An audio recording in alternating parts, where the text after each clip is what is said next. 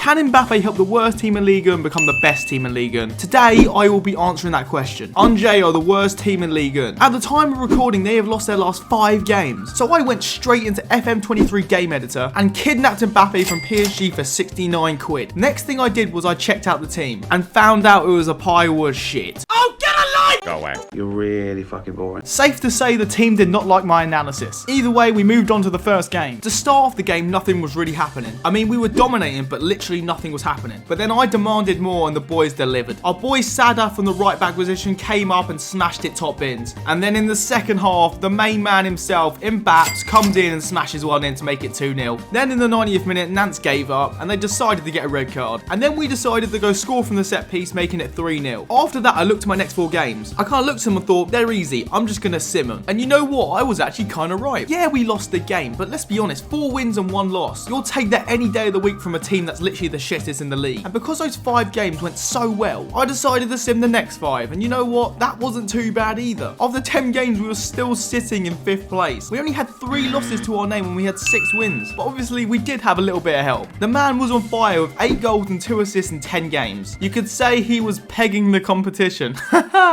Oh god, anyone that's transgender is going to hate me.